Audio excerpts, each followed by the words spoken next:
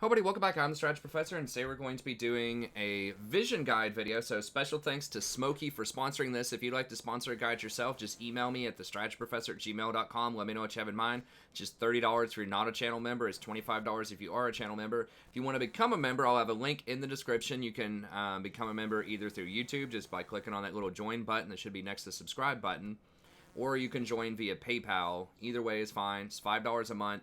I'll give you a $5 discount on any guides that you want and a $5 discount on any coaching videos that you want. Coaching is $25 and then $20 if you're a member. And you're welcome to come out with us on Sundays and play a game with me and some other members in the community if you want to, once a week, and that's included in that membership. And you're supporting a channel that tries to bring you some real good insight into the game, a great attitude. Strive to be that way, friendly, welcoming community, help you learn how to become a better player and just enjoy the game a little bit more. Enjoy the community. So anyways, let's go ahead and get in here. So special thanks to Smokey, and just let me know if you'd like a guide yourself. And I will say I'll have a link in the description as well. There are a lot of topical guides on the channel like this. There are best one-trick videos, macro videos, micro videos. Now some of those are a little bit older, but a lot of them, there's still some really good information there if you want to go check all that stuff out for free. There's tons and tons of content on the channel for that. Okay. So let's talk about vision here and why vision is so important. So I'll be talking about, a lot from the support role, but this can apply to any role as well. And I'll talk about how you can think about it some in terms of mid lane and in terms of jungler as well, because both of those are pretty instrumental in controlling vision on the map. The support's the biggest one that people think of, but the jungler and the mid lane, especially kind of in the early to mid game, are also really important in part of the vision game. Okay, so why is vision so important? Well, the biggest thing is that most games of League of Legends are won from uneven fights. Okay, so sometimes you have like a clean 5v5 where someone just, one team just outmuscles the other one over and over and over again, or you have like a really clean 2v2 where you just win the 2v2 over and over again and win the game. But usually, there's going to be uneven fights, and the team that can force more uneven fights is probably going to win the game. So what are uneven fights? That could be a gank.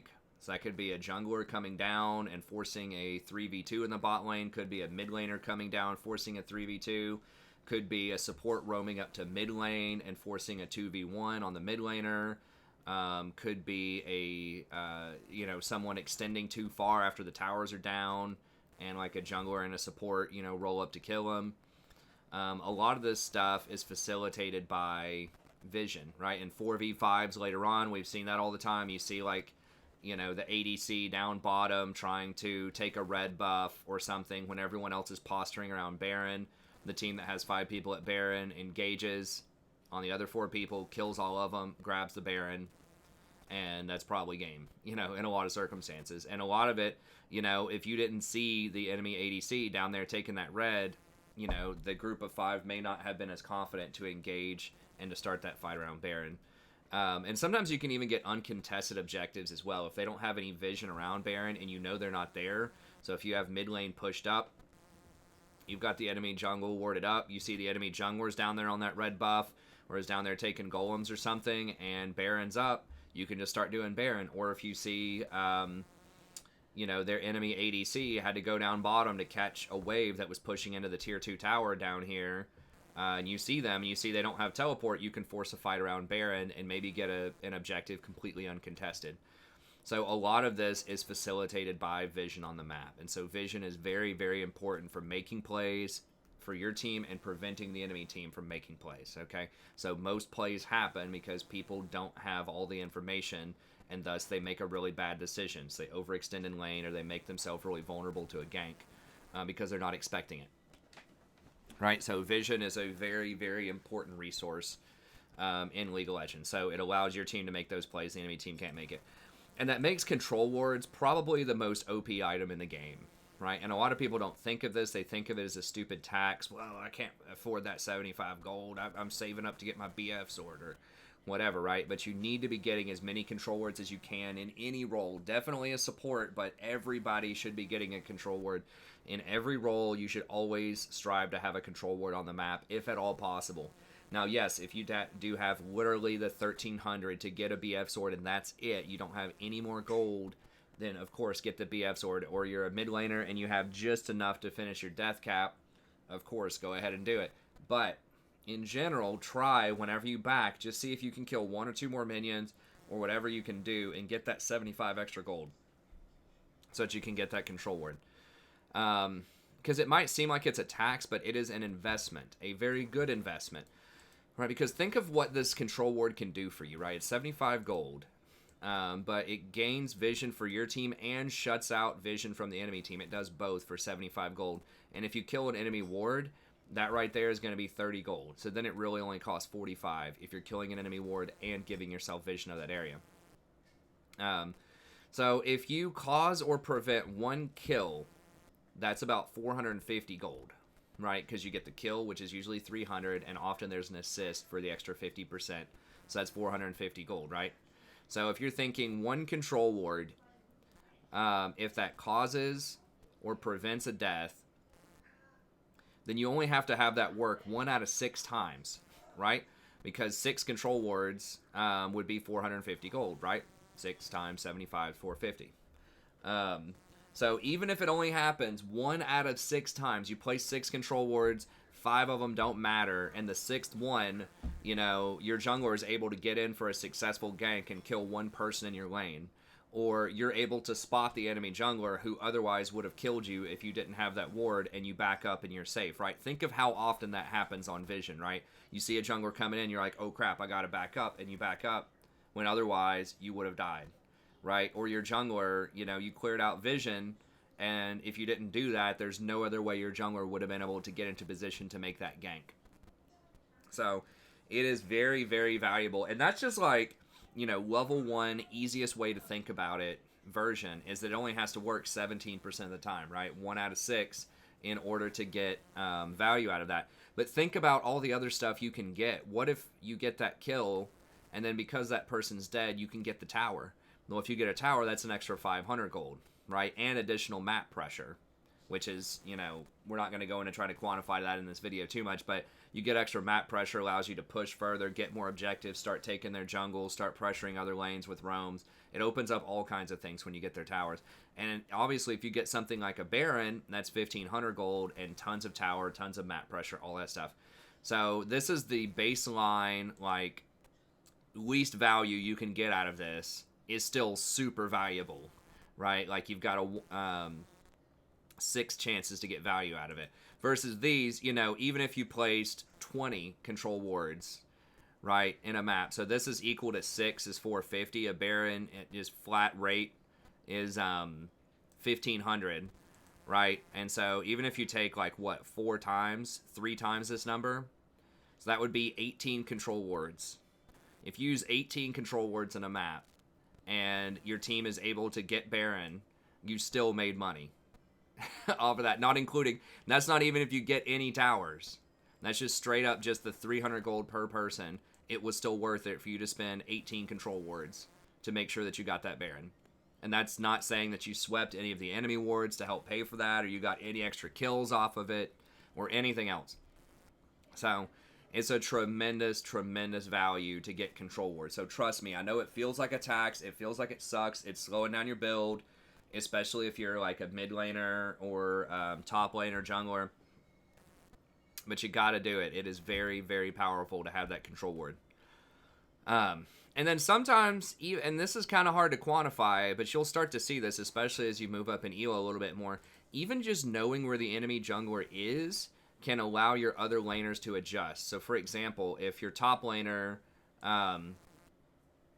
let's say you're on blue side, and your top laner is a lot stronger. Let's say that you have a Darius that's 2-0, and you're up against, I don't know, a Set or something like that that's like 0-2, down 20 CS. Well, if your team doesn't know where the jungler is, then your Darius might have to play safe because he might be afraid of a gank, right? But if you have a control ward, you know, let's say that you have a control ward like right here, and your top lane Darius sees this jungler coming down to go get Gromp.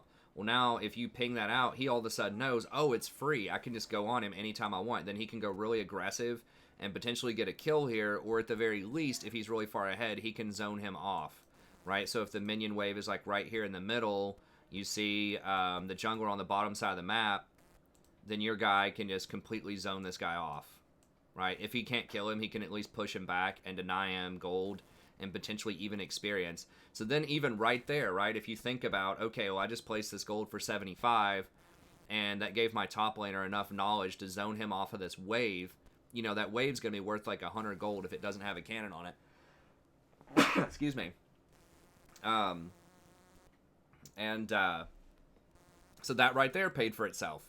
Just putting the pressure on the map, and that's not including the experience that this person lost also potentially, or if he can zone off of multiple waves, or the mental stress that it's going to put on the top laner, right? Because now he's going to be pinging, jungler, where are you? Help me, you idiot, get up here, you know? He's going to be freaking out, typing, if this guy denies 1 or 2 waves, and now you're putting a lot of mental stress on the enemy as well, because your top laner is able to put all this pressure up here. And it's not magic that happened, right? That happened because you have vision down here, and your top laner knows 100% beyond a shadow of a doubt that he's safe and he can do whatever he wants in this top lane, right? So that's just that's kind of a next level scenario, though, that a lot of people don't think about with warding.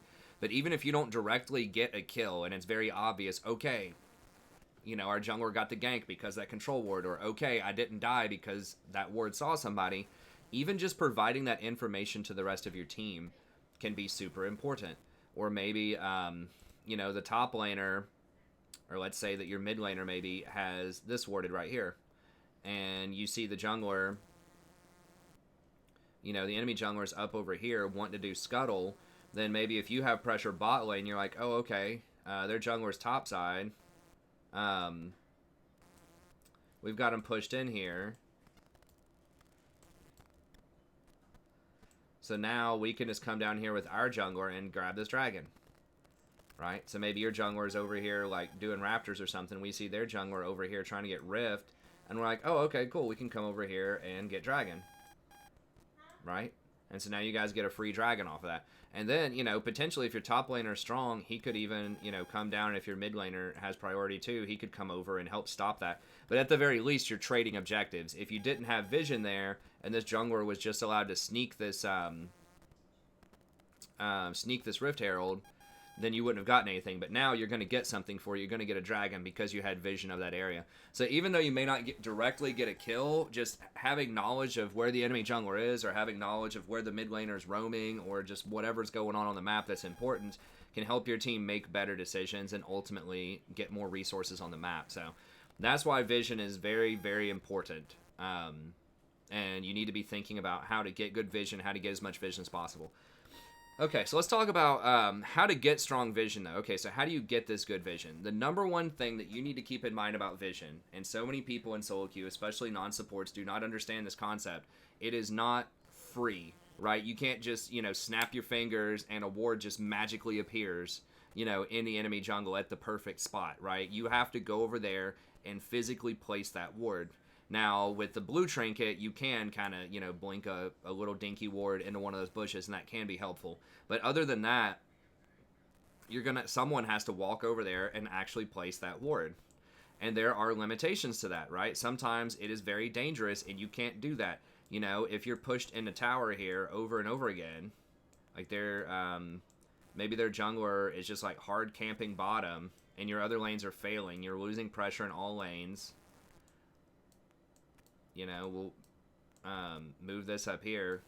Let's say every lane's winning on the enemy team, and their jungler is just like constantly hovering around here, just muscling out your jungler constantly in this area. You're not getting that control ward right there, right? Because you'd have to run past the AD carry and the support and hope the jungler doesn't find you if you were trying to sneak up here and get this ward. And what would likely happen was they would just collapse and kill you, right, if you try to do that. So that ward is not free. You have to have enough pressure on the map, and you have to be able to do it in a safe way to be able to get that vision. Okay, so it's not free. Someone has to go physically place the ward. So what is the cost then? Well, it's time plus risk, okay? And there are several things to consider when you're thinking about time and risk in placing wards. Because I've even had people come into chat before sometimes and say, well, why didn't you ward more? Why didn't you ward here? Why didn't you ward there? In some, you know, very difficult situations. And the answer is time plus risk. You want to try to get as many wards as you possibly can where the risk reward makes sense. You're going to get more benefit out of it than the risk that you're putting into it. and the time that you're putting into it. And sometimes that's just not the case. Sometimes you're not getting as much of a reward by doing something like that. Okay? So here are a couple examples of things to think about. So time is opportunity cost. You could always be doing something else with your time, right? In the game and in life a lot of times, but you have to be thinking about, what am I giving up to go get this, to go put this ward down? Well, you could be gaining experience in the lane, so you're not going to be doing that. You could be applying pressure to the enemy laner, right? So if you're down here in lane, let's say you're playing, like a Nautilus or something, you're down here in the lane, they're going to have to respect you a little bit, right? They're going to have to respect that you could engage on them potentially. And if we draw this out here, let's say the minion wave's like right here, they've got to respect it, right? If you're over here and you're trying to apply pressure and stuff like that, the ADC, might be a little nervous. He might miss a little CS. The support might have to, back up if you guys have kill threat on them. So you're making them think a little bit. You're making them sweat. You're going to be making them miss a little bit of CS. Or at the very least, you're applying enough pressure to where your AD carry is, going to be able to CS successfully, hopefully, right? So you're applying pressure. You could also be roaming towards another lane, right? So, yeah, you could roam over here and try to put a control ward there, but you could also just bypass this and run straight to mid lane and potentially gank them if you see an opportunity, right? You could back and buy, so if you're sitting on 700 gold and, the enemy backs or whatever, you could back and get your gold, or you could walk up here and drop some wards and then back, but that's going to take you an extra 20 or 30 seconds to do that, and then you're going to be missing lane experience and pressure whenever you do eventually get back to lane. Okay? Or you could ward, which is going up and warding. So that's something to keep in mind, is that it's not necessarily always free to go up and do that, right? Another thing to keep in mind is the risk, and this is kind of tied with this opportunity cost here. The enemy could catch and kill you, right? If you try to walk up there and you don't have appropriate pressure in your lane, right? So let's say that, your lane is right here, your AD carry's farming here, and you're coming back from lane and you want to walk up here and try to get one of these deep control wards, and these lanes are looking like this, you don't know where the enemy jungler is, that could be bad. I mean, even if the enemy jungler is on the top side, even if he's up here, if you try to walk through here and you don't sweep this bush, for instance, which is very often warded, let's say that you're just trying to walk right through here and get a good control ward in here, or even here, you're just trying to put some vision in here, well, these guys are going to rotate on you and come up here, right? Mid lane might even rotate over because they saw you on one of these wards and you're off sides, you're past where the minion line is, and your AD carry's not going to be able to go and help because these two are going to have them cut off, right? And so it's not free to go place that vision, right? In this scenario, the best you could hope for in terms of vision, if you don't know where, or you'll know where your jungler is, but if your jungler is not really that close and you don't know where the enemy jungler is, the best you could hope for when you come back would probably be, you could place a shallow ward there if you want, but you could probably place a ward over this wall right here. And that's going to be about as good as it can get, because you can't, what I call offsides all the time on stream, you cannot move up past the line of scrimmage, which is the minions, because they're going to be able to rotate on you easier like that. Okay? Now, if you are able to come in here first, though, and you push this up, and we'll talk about this more in a second, let's say you have them pushed over to here, now it's a lot easier for you to go there because the minions are right here, and you're going to be able to come up, and now you can very safely, most likely, get a ward here. And this is a spot where you can potentially start putting, wards here, here, or here, right? So these are all places, potentially, that you could put wards. But this is a lot safer because now they have this physical barrier between them, right? They're going to have to either run around this way, or they're going to have to run back through their own jungle, and you're going to have all these walls to help you potentially get away from them. Okay? So the best techniques, so you could get caught and died. Your AD carry could also get caught and die. So, let me see. If your AD carry is... Hi, Rory. What are you doing? Yeah, I want to stop. You want a song? Yeah. My phone's in there if you want to give her the song. Mommy's got my Poe. Or you can go upstairs, whatever you want to do with her. But I got to finish this video. I don't have it on me, Rory. It's in the other room. Mommy will help you out, okay? Mommy's got it. Mommy's got Daddy's Poe. Yeah, there's Sadie. Let's let Sadie sleep right here, okay? Sadie's tired. You want to pat her on the head a little bit? Okay, good job. Okay, that's good. Okay, that's good. Okay, go talk to mommy. No, don't mess with Sadie more, please. Okay, she's not gonna be happy. Okay, go talk to mommy. Okay. Um, but anyway, so you could die trying to roam. They could collapse on you. They could also go and kill your AD carry, right? So if we're thinking of this kind of scenario right here, if you try to go off sides like that, if they see you up here warding, or even sometimes if it's like up here, right? If they're not all the way put it in their tower, but they're like right here, and your AD carry is still trying to go up here and ward, and they see you walk up here, then they're going to engage and kill your AD carry. Or they have the potential to do that, okay? So that's a risk, right? So even though you might think, I'm personally safe, I'm playing Recon or Pike or something else that has a lot of mobility, that may not be the case for your AD carry, right? Y'all know what I'm talking about, I'm sure, if you've ever played support, where you try to roam or you try to ward, your AD carry, gets caught, they die, they blame you, and it's a bad situation, okay? But that's a risk. If you're trying to go get vision, you are risking your AD carry dying if the wave is not pushed all the way into their tower, okay? And kind of some next level stuff. What is it, Rory? What is it? Oh, are you drawing a little bit? Maybe mommy can come draw with you.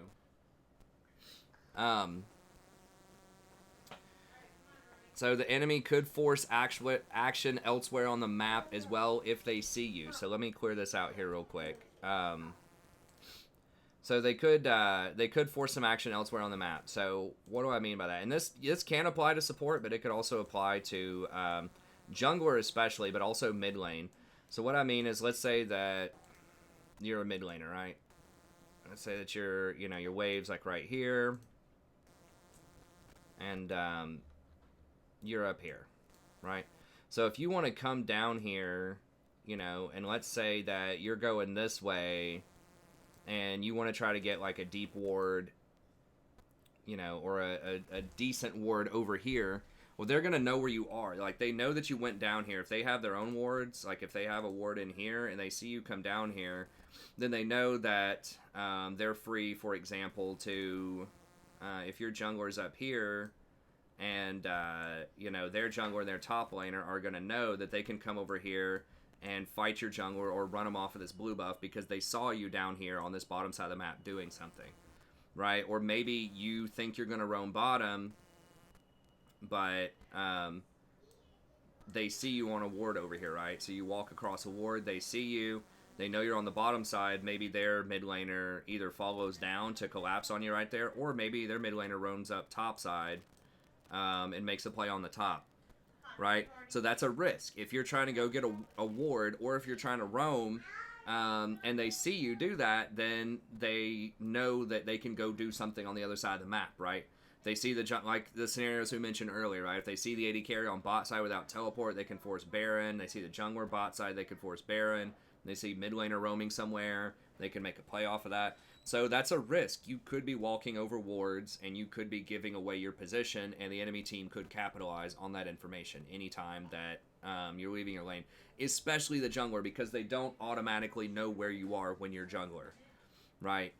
So that's a huge one. If the jungler walks over a warded area, trying to get deep wards or trying to invade, you see this all the time too, where you'll have, your jungler will try to come over here and invade, and you don't have proper priority. Let's say that, if you're blue side in this scenario,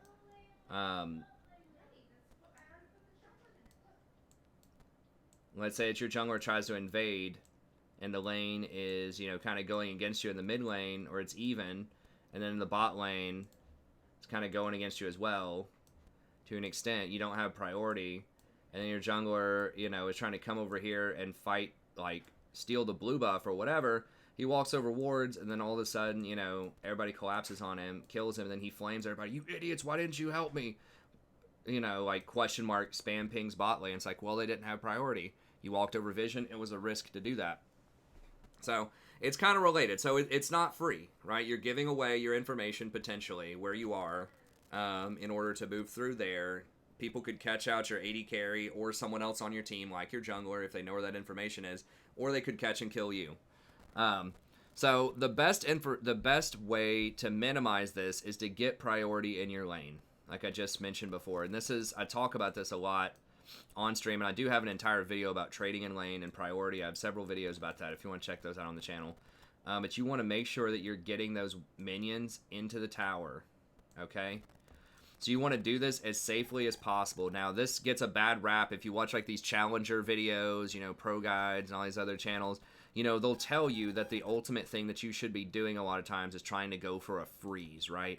Like they'll tell you, okay, the best thing you can do for your lane is to freeze. You freeze it right outside your tower, and then you zone the enemy team off, and that's like the thing to do, right? You don't want to push it into their tower.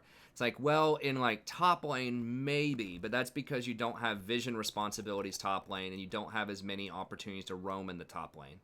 So then sometimes you'll hear people that watch those videos. I've seen people come into my chat before and ask me questions about that. Why are you pushing so much? You should just be trying to freeze it outside of your tower or whatever. And, there are some times where you want to freeze outside a tower if you are really far ahead, but you're giving up too much priority in the bot lane to do that. The best thing is to try to push into the tower, because, like, what happens, like I just mentioned before, in terms of vision and roaming, is if you do that, right, like, if you play it like some of these challenger guys will tell you, and you try to freeze it outside of the tower, right, where you can... and the thought process here is, oh, well, I can either play it really safe, right, where I'm going to have this tower protect me,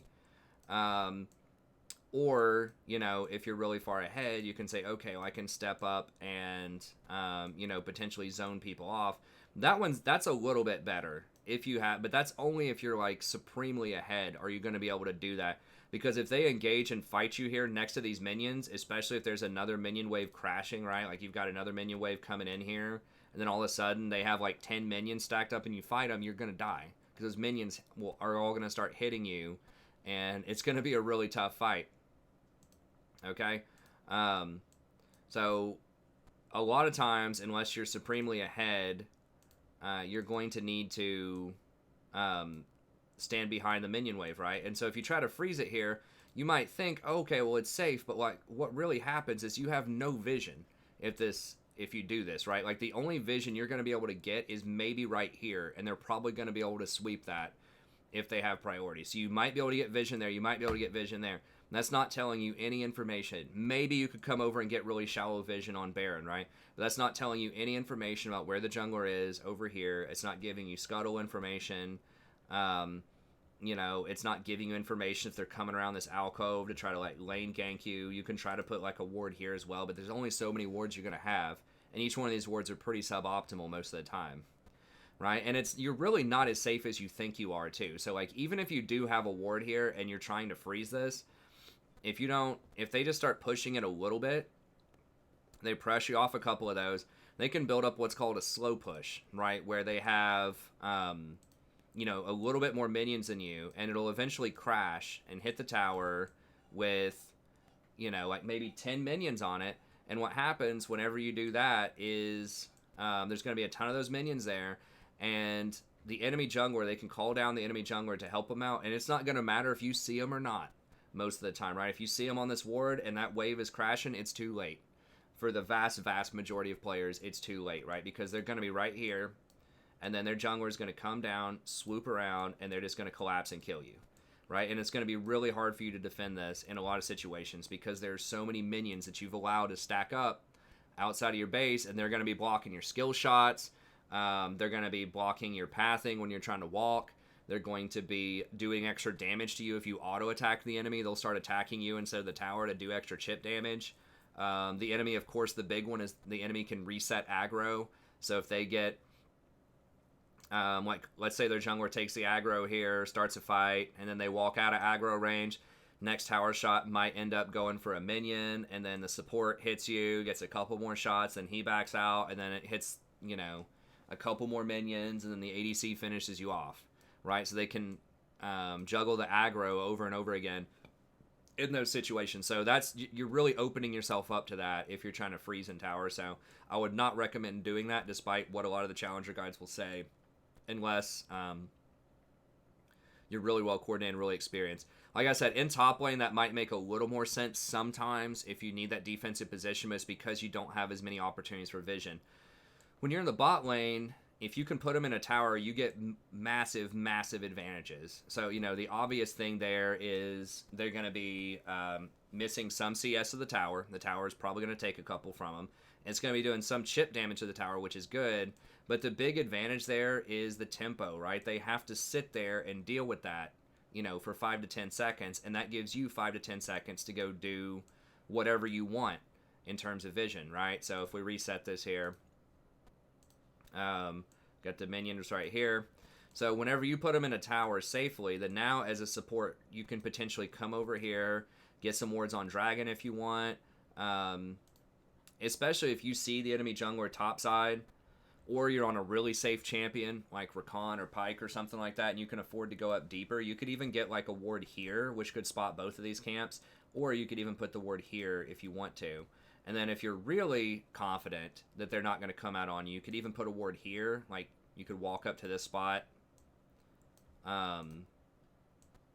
drop up here, put a ward here, or you could even ward their wolf camp up here if you want. So these are all like pretty legit ward spots, and all of these are possible because they're put in the tower, because they can't rotate on you, right? They can, but if they want to come up here and try to make a play on you, they have to go around all of these walls, and you're probably going to be able to get away, and they're losing a lot of gold. So if they want to just come take a look at you and see if they can disrupt you, then they're going to be losing out on like 100 gold and, half a level of experience, right? Maybe not that much, but it's a lot, right? And then your ADC can actually get a couple of tower plates while they're doing that.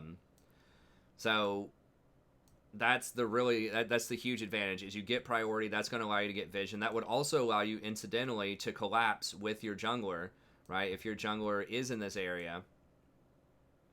I think I've got a lot of the tags turned around here, but whatever. If your jungler is in this area, then you could potentially come in here and collapse, right? If the mid laners stay mid or whatever, you could come over here and collapse and fight them with your jungler. So it just opens up a lot of opportunities. Also, whenever you roam, like I say here, you're going to lose less experience, right? Because these minions, the enemy minions, are going to be dying a lot faster than your minions because they're taking tower shots. And that's slowly going to push this wave out. So they call that resetting the wave. So whenever this wave crashes into this, then it's eventually going to start pushing this way, because enemy minions are going to be piling up here as your minions get cleaned out. So it ends up coming back out and slow pushing back into you, which means you're not losing as much experience. And the AD carry, if they roam with you, or if they step back, take a back timing, or just step back and chill, they're not losing as much either, right? And you can roam and ward, right, if you want to. So you could come over here. Let me reset this. Okay, let's get this right. Blue side's supposed to be down here. You can potentially come over here, drop a ward like right here somewhere in the river, maybe drop it over here, and then you can rotate up and make a play on that mid laner, right, who's overextended and push down here. So now you can get a kill here. Or you could donate wards over your mid lane. So maybe you come over here, you're nice, you're completely crushing them. You don't need a control ward down here because they don't have any vision that's worth considering. So you could just give your control ward up here, right? You could put it there, there, there. That would help your mid laner out. So if you put your control ward here, then the mid laner would be free to put their control ward up here. And that would give them supreme safety on both sides of them in order to have more pressure. And that also puts a lot more gank pressure on that too. So that's going to allow your jungler kind of free reign. If you come in here and sweep all this out, and then you're able to keep a control ward there, then your jungler is going to much more successfully be able to gank. So even though maybe you're down here, you're just pushing in a tower, and you just roam up here, and the roam wasn't successful, but you still swept, and you still got a control ward in, that could set it up, like I said, for maybe 2 minutes later, your jungler, after they, come down here and get their red, they could come through and get that. They got that because of you, because of your vision control, because you came up here and swept all these wards and gave them your control ward. That's how the jungler got that kill. Okay? And all of that happened because you pushed him in a tower, got priority, and did something productive with your vision.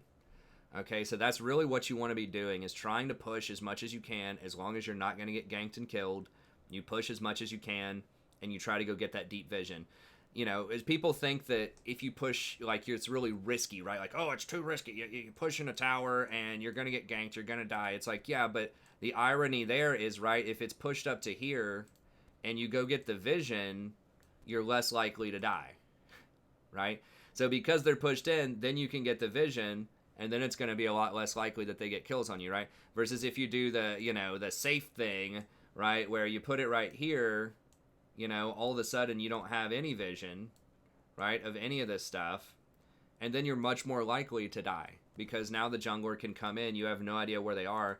They can come in and just tower dive you there, or the mid laner can come down and tower dive you, or the enemy jungler can come over and kill your mid laner, or invade and kill your jungler. Because now if you're right there and your jungler is getting invaded over here, it's really hard for you to rotate. You're going to have to walk all the way around.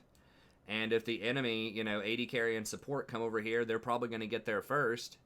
Then that's going to be really bad. So you're actually making your entire team a lot less safe by doing this freeze outside of the tower that, some people think is correct. And even some, those challenger guides will tell you is correct. You're putting your team at extreme risk, especially if you're on the bot side, if you're opting into that. Now, sometimes you have to do that, right? Sometimes, you just pick Recon and your ally picks Ezreal and they pick Leona and Draven, and you just have to play really defensively because you have an extremely weak lane compared to them, and that's fine, that happens. But when you have a choice where you could push and you choose not to, then you are really, really hurting your team in terms of vision, which is going to overall lower your win rate by quite a bit. I don't know where I put my water. But anyway, so I think that's a huge thing to keep in mind. Another thing is try to see if you can get vision when your ADC is backed. So, if you have them pushed up here, for example, maybe your ADC wants to back immediately in a bush and you don't have any vision, but you still have a couple of wards. It might be a good idea just to walk over here, place these wards, and then back. You will lose about 15 seconds or so. It depends on how deep you put those wards and the kind of boost that you have. But sometimes just dropping a couple of these wards might be a good idea. Or the more common thing is you back with your ADC, and then especially if you're a champion that's going to get mobility boots, you can grab those Moby boots, run up here, see if you can get a gank on mid lane. Oh, I've got stuff going to the wrong bases here, but y'all know what I'm saying. We'll put him over here. There we go. There we go. So your AD carries running back, and then you run up here, and you see if you can get a gank on mid, right? And if you do, great. If you don't, whatever. You can still sweep this area, drop off a control ward, maybe drop a couple of wards on your way down river. Maybe put a ward here, drop a ward here, and then just kind of go on tour, right? Just do the loop, drop all this stuff, and then rotate back down and get over here. So it's going to kind of depend on where the positioning is. But remember that if you push them into tower before you backed, it's going to push back into you. So it should buy you a little bit more time. Your AD carry should be relatively safe, just chilling here, waiting on this wave to push into them. And that should give you time to rotate down and join your AD carry again. Just consider doing the loop, right? Whenever you back, if the opportunity looks like it's okay, just to come up here, get some of those deep wards in, and then rotate back to lane if it makes possible. Or if it seems possible. And then try to see if you can recruit some help later on in the game. So if you're trying to get wards for Baron or whatever, ping people, tell them hey, I need some help doing this. So if you're your jungler is over here chilling and you're a support and you need to go ward Baron, you're not sure where the enemy is, just ping your jungler a couple of times and just say help, ping your wards and just say help. And a lot of times people will understand what that means. Sometimes they don't. If they don't, then they don't.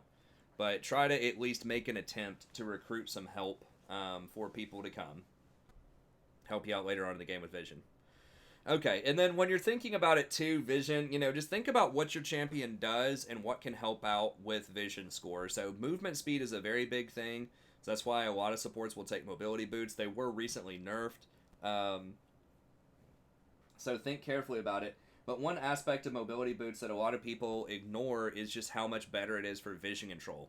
Because you're able to, rotate over here, drop these wards, and then get back faster. So that gives you more experience because you're back to the lane faster. It minimizes the risk because then the enemy has less time to rotate to catch you out. they have less time to make a play on your AD carry. And obviously, it's going to help you with rotations too, right? If you do want to try to make a gank mid lane or whatever, that's going to help you out. So Mobies do help you out a ton. There might be certain skills or certain runes that you can get as well that could help you out in terms of movement speed. I know that a lot of people don't do the movement speed hunter in the bottom of the domination tree, but I think there are certain circumstances where that could potentially be pretty good. Water walking on some junglers is kind of popular because of similar reasons. It allows you to roam, allows you to gank.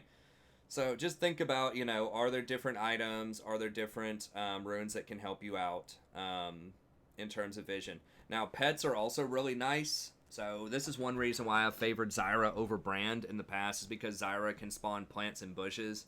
And that allows you to get basically a free ward so that you can walk your wards forward a little bit more. So, for example, if you're trying to see if they have a control ward in here, you could drop a plant there now if you're a Zyra. So if you're support Zyra here on red side, and you're not sure if they have that control ward or not, you can go up, drop your plant in this bush. Oh. Okay. I guess they don't have a marker for that, but drop a plant in this bush here. I don't know what that's supposed to be. Drop it in the bush, and then that'll tell you if they have the control ward. If they have the control ward, then you can go up and clear it. And the nice thing about that is the control ward does not clear out vision of pets, right? So it still gives you full vision. You can still go up and attack that ward. Okay, and clear that out. And then you didn't have to use a normal ward to do that. So if you put a normal ward there, the enemy support might come up, and clear out that ward. So you'd just be wasting wards. So anything with pets is pretty good. So like Zyra is a common one. Maokai and his seeds are pretty common. So those are both good things. So just think about if you're trying to pick a champion, think about if they have something like that. Tankiness is also really big, especially in pro play. Later on in the game, it's nice if you don't get one-shotted when you're trying to go get vision around Baron, especially. So that's why you see things like if someone's playing Braum or Tom or whatever, those are really hard to kill. If your team's going with you and you're the first person to walk into that bush, it's a lot less likely that they're going to blow you up than if you're playing something like Sona and you try to walk up to that bush, right? So that's a huge reason why enchanters are often not played in pro, is because they can get evaporated in those late game scenarios where they can't face check a lot of times.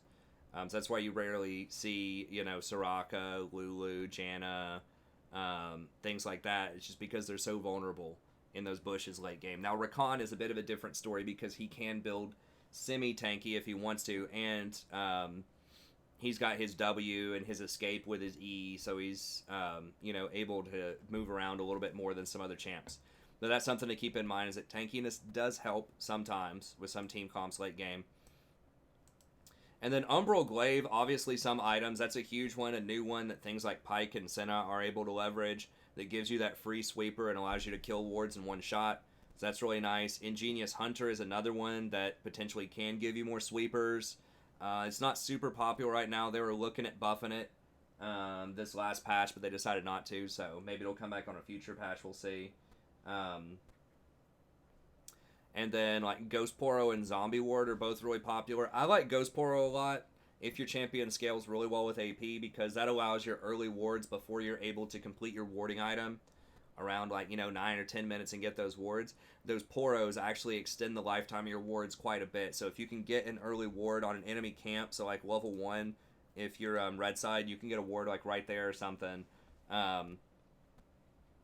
Then that can help out a ton in terms of extension on those timers, or especially getting a ward down on that dragon, right? It's going to time out after 1 minute or whatever, but then the Ghost Poro is going to last for an additional minute or two.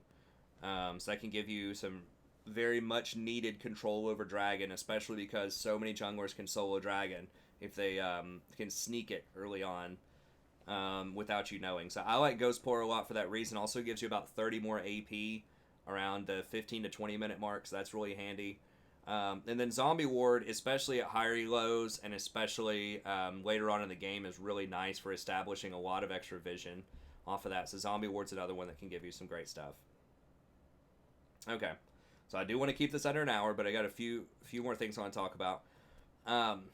You want to strive to get as much important vision as safely as you can. So you have to take your safety and your allies' safety into account. We were just mentioning that.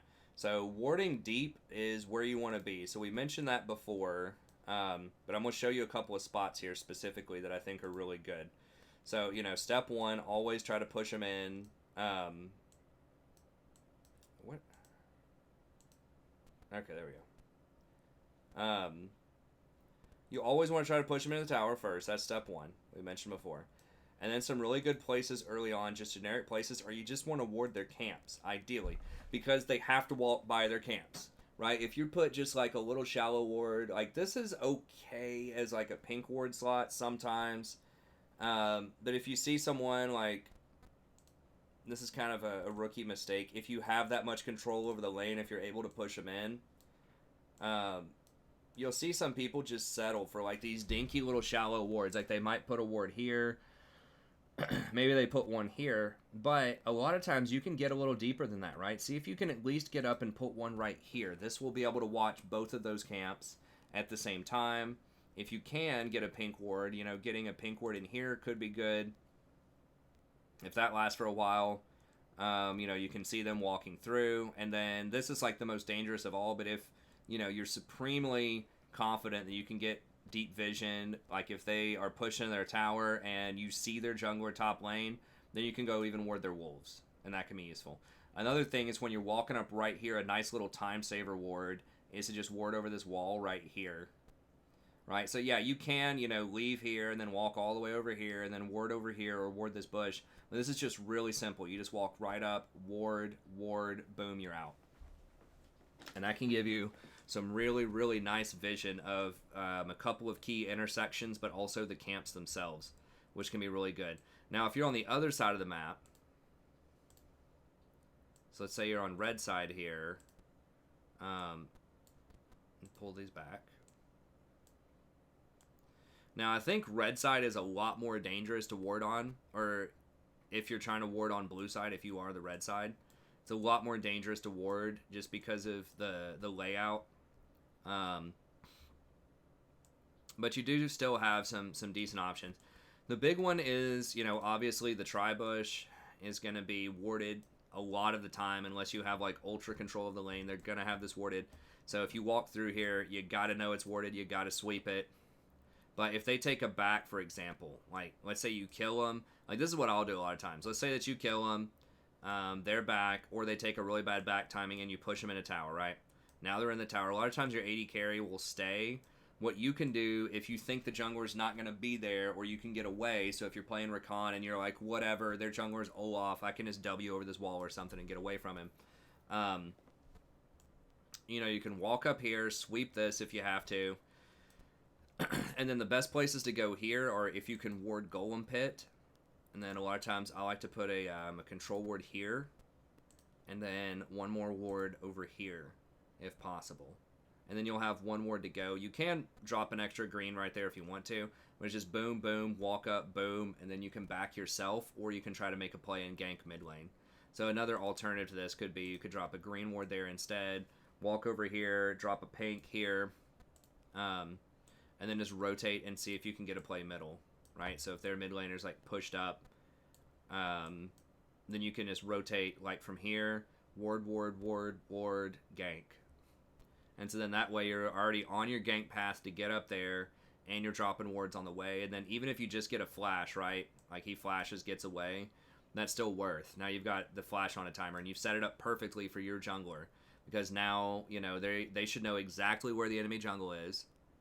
That's going to help your mid laner too. It just helps everybody. So that's one of the best places that I think you can ward on both sides in the early game. A couple ones, and I said consider donating wards to allies. We mentioned that. As far as Baron's concerned, and this is a kind of a later game thing, obviously. Let me reset this here. There we go. But like one of the best ways to bait if you're on red side later on good places to ward. You want to ward like here, and then somewhere like here if you want to, or you can ward over this wall. One of those two places is fine. And then you drop a control ward either here, or you can sweep all of this stuff, sweep that out, drop a control ward there. And then the place where you really want to be most of the time that I don't see enough people doing is hiding right behind this rock. Like right in there. Is there any? Yeah. 80 carry needs to be up here. You want to be hiding behind this rock. And the main reason for that is you're ready to go if they want to come in. Because most people, it depends on the elo, but a lot of people are not just going to walk straight through here. Because most people know that's just a death path. Because this is the most common place where people hide, right? To try to make one of these bush baits. But a lot of people try to come up here and they'll try to drop a quick little ward right here on you, right? So try to drop it over this wall, and then that's where you pounce on them. That's the most common thing that reasonable people do, is they try to walk up here and ward over this wall. And if you're sitting right here, you're ready either way. You've got vision in both places. If they try to walk up, you can just jump on them over this wall. If they come this way, you can still engage on them. A lot of times they'll check this with skill shots too. They'll just throw a bunch of stuff in this bush and see if you're there, and if you're not, then they'll come look. So that right there just has all of your bases covered. That's pretty much textbook way to bait Baron. Now, if you're on the blue side, what is going on?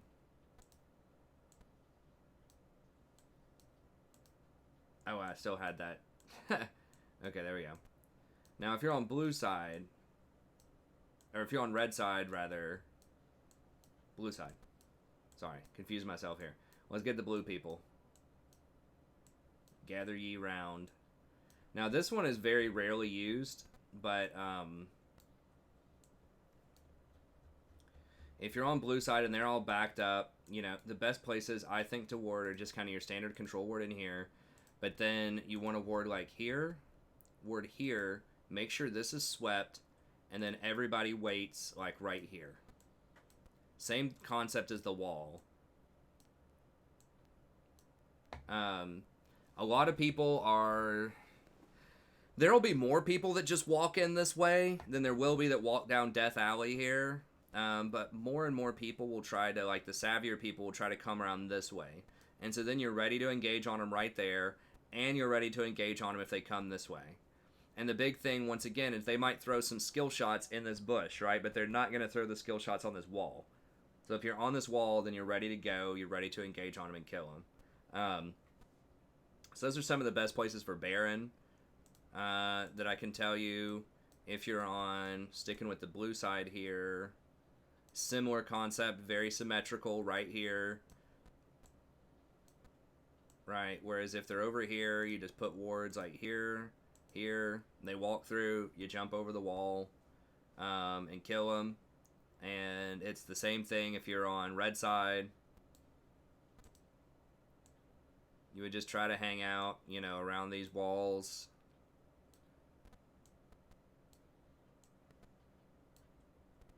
If possible, get those two wards down, and then kill them when they come over the wall. But yeah, those are just a few very specific places. And, one of the final things that I'll mention as well, I'll mention some specific techniques here at the last couple of minutes to give you some ideas, but if they are constantly sweeping your wards and you're having a very hard time keeping vision of places, try to put your wards in places that are less likely to get swept. So like a really common ward over here is like to ward like maybe right here. So if you're having a hard time controlling the Baron area, you can try to come up like this way and ward over this wall. They still might sweep it, but it's a lot less likely that they would sweep it there. You can also see if you can keep a ward like right here in this crevice. I think they may have changed the terrain to where that's a bit harder to do now. But a lot of people will put their control ward directly in the pit there. Like the control ward will be right here, and then it's not going to see if there's anything on the outside. So those are a couple of sneaky spots around Baron where you can put it. If you're trying to ward in the enemy jungle, a good place like that I like to go constantly is like right here. Put it just a little bit off of the raptor camps. The big reason for this is a lot of times they're going to have a control ward here, and it's not going to see this ward. And then it might also have a control ward here. So you see the vision radius on these two wards? If you can learn how to get that exact spot right, just about right above where that wall is on the raptor wards, control wards will not see it in either bush. Right? So if you have it right here, they're going to have to use a sweeper on it if they want it. The control ward's not going to get it. So that's a really sneaky spot where you can put it. A couple other sneaky spots. You can put one like right here. So you can come up to this wall.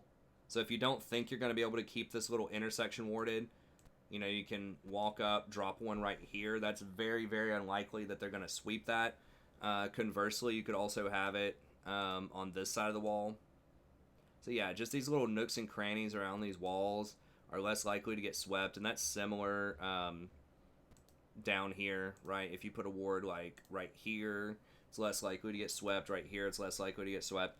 So just, if they're sweeping all your stuff and cleaning you up and you have a hard time controlling stuff, just see if you can put stuff in a couple of like weird places where it's a lot less likely that they're going to sweep it. So you got to kind of figure out, like another one is like right here is pretty good, because then, if they have a control ward in either of these bushes, it's not going to be able to see it through the walls. Just putting it over little walls like that can be pretty helpful. Okay, and here are just a couple of final techniques that I meant to mention, and then we'll head out on that. A couple of different things you can do with wards. The death bush stack, we just mentioned that, so you can all just kind of stack up, in a bush whenever you don't have vision. That's kind of the most standard one. The rotation intercept is a really common one, so, if you are able to get a kill on somebody here, let's say the rest of your team is just wherever on the map, you see their junglers coming through your Zyra or whatever, you have a ward here and here, and you see them coming up, and they're going to path this way, trying to go towards middle. You can jump on them, get that intercept. So people are very familiar with that. You see somebody coming, you wait in the path where they're going to be walking, you kill them. So that's pretty standard. Now, this starts to get a little bit more advanced. You can do a fake back or a fake rotate, and this is something that I think works a lot, especially in lower elo brackets, and it's only going to work, or it's much more likely to work, if they're pushed into the tower. So once again, that opens up a lot of plays you might otherwise not have. But if we think about their supports over here, 80 carries over here, they're pushing a tower, your 80 carries here, you as a supporter down here, now you have them pushing this tower. What I mean by potentially doing a fake back is you can, as the support, you see them coming this way. Now, this works best if you use your control ward in this bush, and clean that out as you're pushing forward. And then what you want to do is you want them to see you leaving, right? So, like right here, you want them to see you rotate out this way. And then what you do is you just swoop back around, and then you come back into this bush, and you wait right here. So you need to make sure that they see you leave, right? And then you rotate just out of vision, come back and hang out in this bush. And then when they try to engage on your 80 carry, they're like, oh, 80 carry's alone, we're going to get him. Then you jump out of the bush and make your play. You can do this with your 80 carry too, right? Where you push them in. This works very often too. You push them in all the way, and then both of you just walk outside of vision, and then you just rotate back through and get into this bush and just wait on them to come back up. So we call that the fake back or the fake rotate. You're acting like you're rotating, and then you don't. Now, this only works, once again, if you have full control and you sweep all their vision out and they don't know where you are.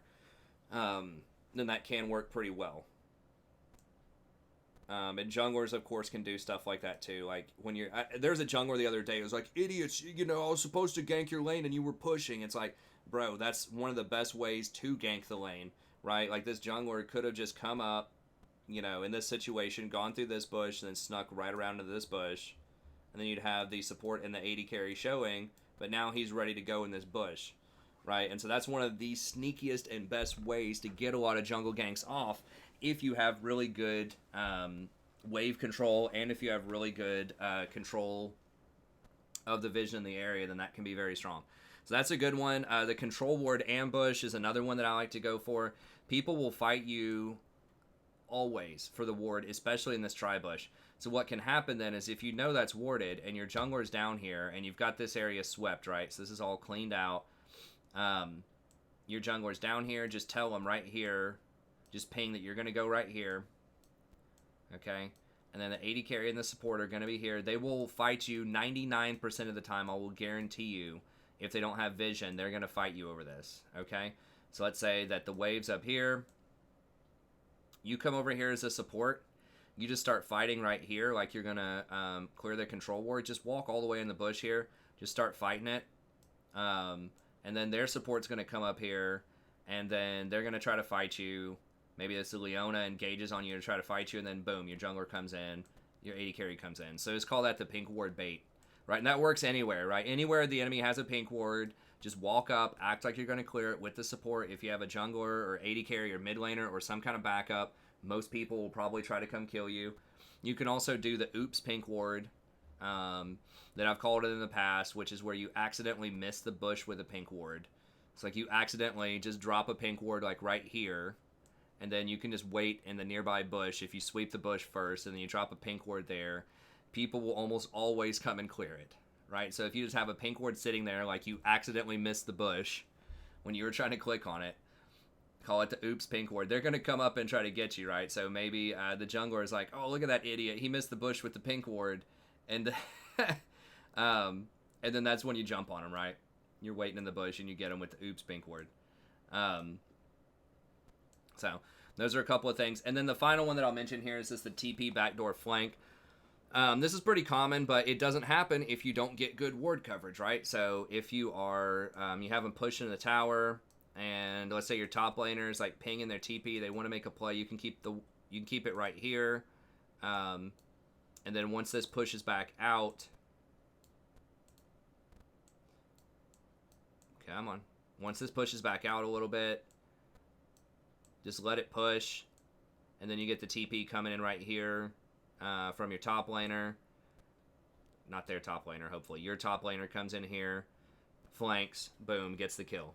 So TP flanks are really good. TP backdoor as well if there's an exposed inhibitor and you can, control the vision well enough and get around the enemy base and get like a ward, just somewhere in here so that your top laner can TP in and get a play on inhibitor. That can be really strong as well. So all that's really good. It also shuts out if you have really good vision control and, you're putting them in their tower over and over again and you're constantly sweeping these bushes and you're not letting them get deep bushes on you, then they're not going to be able to get the TP flank on you in the bot lane, or it's going to be a lot harder to do that. So anyways, okay, we're out of time.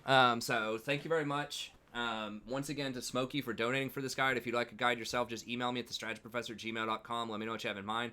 Come by, check out the stream. Starts around 10:30 p.m. Eastern Standard Time most nights. We'd love to have you. Very friendly, chill community. I'm happy to answer any questions or talk about any ideas that you have. Usually some fun gameplay, talking through my decisions, just having a good time with the chat. So come on by, check it out, and that's going to be it. Have a good day. See you next time.